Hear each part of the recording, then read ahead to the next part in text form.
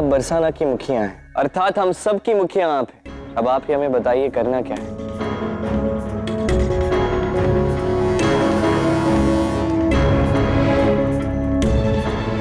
राधा क्या कहेगी, अब हमें जाना ही होगा। मेरा प्रश्न अब भी वही है बाबा, हम जाएंगे कहां? हमारी सारी जमा पूंजी हमने वृंदावन को बसाने में लगा दी, यहाँ खेत उगाए, हमने बीज बोए। यदि इस समय हम यहाँ से प्रस्थान करते हैं तो हमारे पास क्या होगा? वैसे तो तुम्हारे पास बड़े सुझाव होते हैं कृष्ण, तो ठीक, चलो इस समस्या का भी सुझाव तुम ही दो, अन्यथा सबका अंत निश्चित है। यहाँ बात है दायित्व की, और यहाँ निर्णय लेने का दायित्व राधा रानी का है। तो राधा रानी आप ही बताइए अब करना क्या है? आप हमारी मुखिया हैं। अब मुखिया का धर्म यही कहता है कि इस शरणार्थी को नहीं निकाला जाना चाहिए, बाकी चयन आपका है।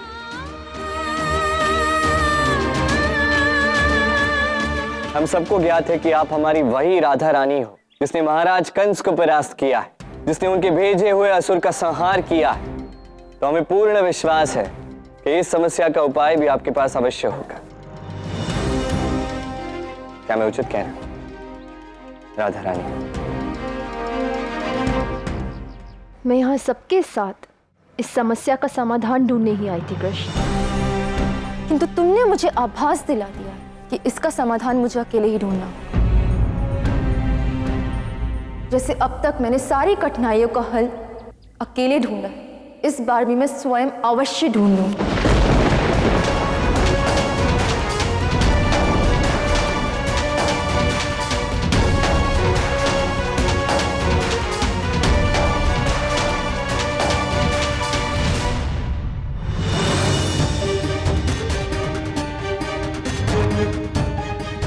देखिए, आप लोग चिंता मत कीजिए, राधा रानी समस्या का समाधान सोच रही है और मुझे पूर्ण विश्वास है कि इस समस्या का समाधान ये ढूंढ ही लेंगी। तब तक हाथ जोड़कर आप सबसे विनती है कि आप धैर्य और विश्वास बनाए रखें। राधा रानी, अभी एक गुप्तचर का संदेश आया है। महाराज कंस की विशाल असुर सेना बरसाने के विनाश के लिए प्रस्थान कर चुकी है।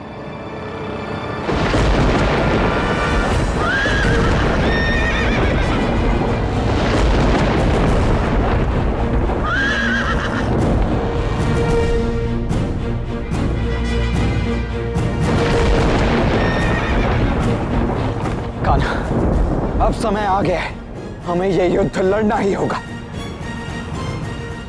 नहीं था,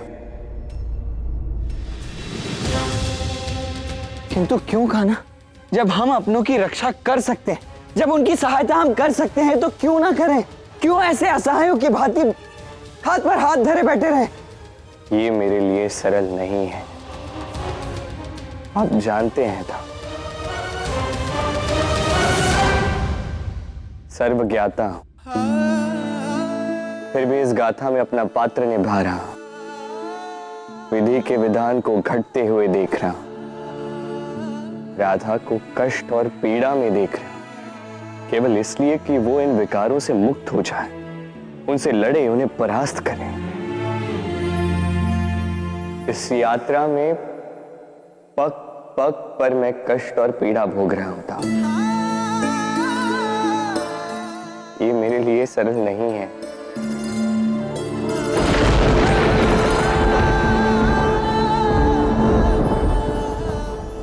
किंतु आपको एक बात बता देता होता, अब राधा कृष्ण की ऐसी अलौकिक गाथा आरंभ होगी, ऐसी गाथा,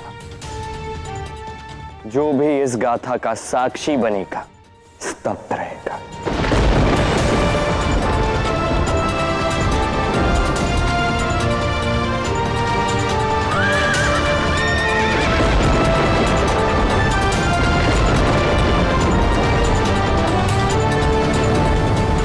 अब क्या होने वाला है कान?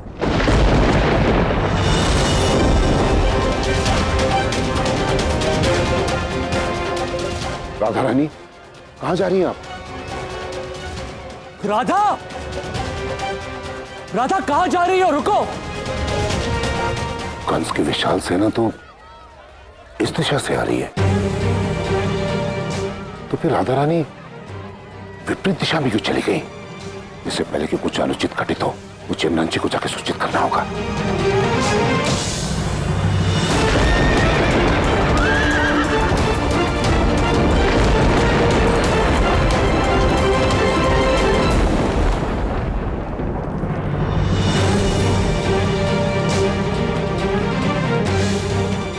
अच्छा, आप मुझे मिल गए। मैं आप ही के पास आ रहा था। कंस ने सेना भेज दी है, जानता हूं। जी, राधा को उनसे बात करनी होगी, किंतु राधा है कहां? मैंने राधा रानी को रोकने का बहुत प्रयास किया, परंतु वो विपरीत दिशा में चली गई। क्या? किंतु राधा कहां चली गई? उग्रपति जी, हमें तुरंत राधा को खोजना होगा। मुखिया की अनुपस्थिति में अक्रूर जी से बात करना अनुचित होगा। बलराम, अयन और बाकी सब राधा को ढूंढो तुरंत। जी बाबा।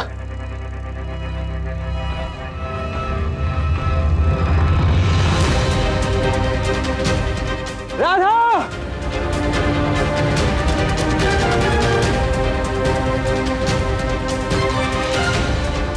राधा!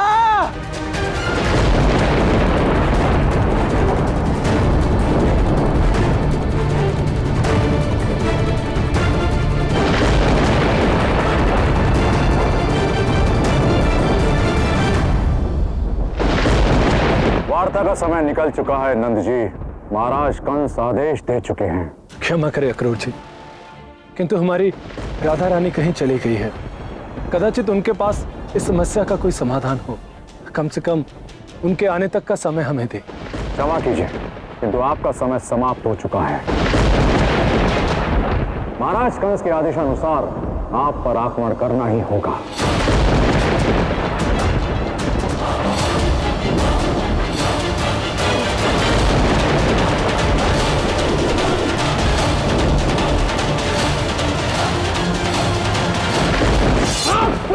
रुक जाइए अक्रूर जी।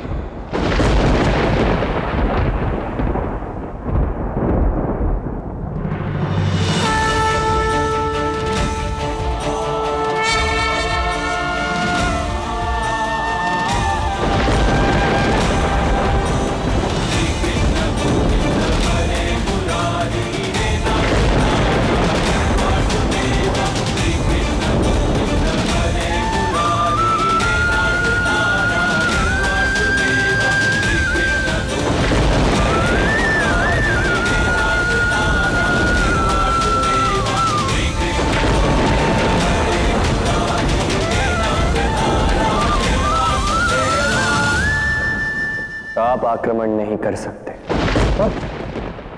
महाराज कंस ने आदेश दिया है।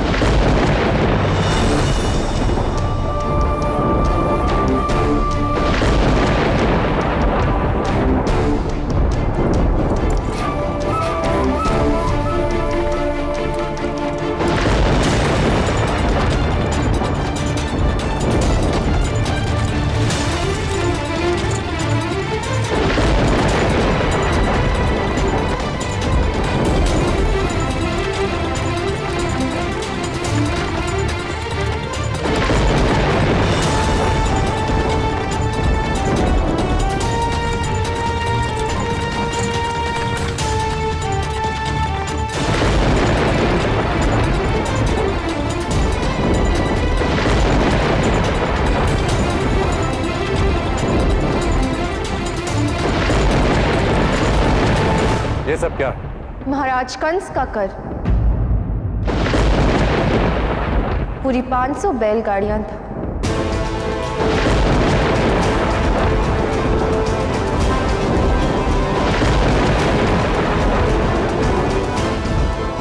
ये कैसे संभव है?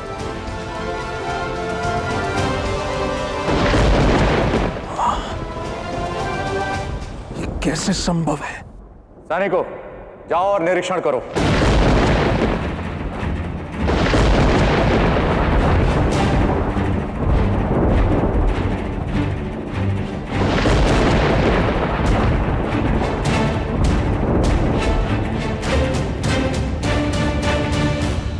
सेनापति जी, ये तो 498 ही बैलगाड़ियां हैं। क्योंकि 2 बैलगाड़ियां पहले ही महाराज कंस को भेज दी गई थी। उचित है। 500 बैलगाड़ियां कर देकर आपने महाराज कंस के आदेश का पालन किया है, जिसके परिणाम स्वरूप बरसाने पर आक्रमण नहीं किया जाएगा। समय सीमा से पहले कर दे दिया गया है। अब आप लौट रहे हैं या बरसाने का आतिथ्य ग्रहण करें? चलो सैनिकों। इतना सब कुछ कैसे किया राधा ने? कैसे बचाया इसने वृंदावन को? सच में राधा, आज तो तुमने चमत्कार कर दिखाया। वृंदावन और बरसाने को एक महायुद्ध से, महासंकट से बचा लिया। हम सबको तुम पर गर्व है। हाँ राधा, मुझे तो अत्यधिक चिंता हो रही थी, किंतु उचित समय पर आके तुमने सब ठीक कर दिया।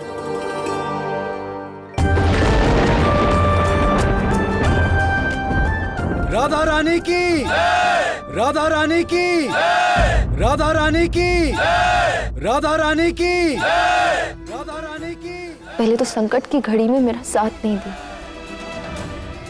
और अब जब मैंने सब कुछ ठीक कर दिया तो क्या मेरी प्रशंसा के तो शब्द भी नहीं है तुम्हारे पास? राधा रानी की,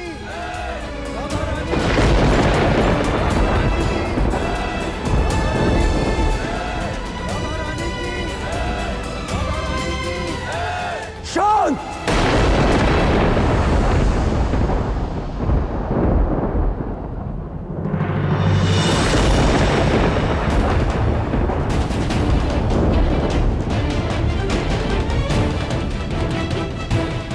राधा,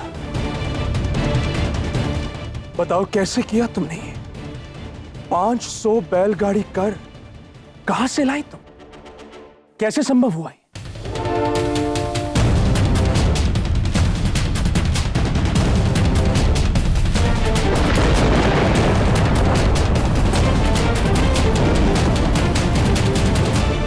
जब मुझे इस समस्या का कोई समाधान नहीं सूझ रहा था तो मुझे बाबा के उन साहूकारों का स्मरण हुआ जो बाबा के पास आते हैं, जो लोगों को ऋण में धान देते हैं। साहूकारगण, मुझे इस समय धान की अत्यधिक आवश्यकता है। महाराज कंस के सैनिक हमारे गांव के द्वार के बाहर खड़े हैं और किसी भी समय हम पर आक्रमण हो सकता है। आज प्रश्न जीवन और मृत्यु का है। कृपा करके हमारी सहायता करें। राधा रानी, धान तो मिल जाएगा, किंतु आपको कुछ गिरवी रखना होगा। किंतु इस समय मेरे गांव और मेरे घर के अतिरिक्त मेरे पास और कुछ नहीं है। वही रख दो। राधा रानी, ये केवल एक औपचारिकता है। हम आपके पिता का बहुत सम्मान करते हैं। चलिए, आप अपना ऋण ले जाइए।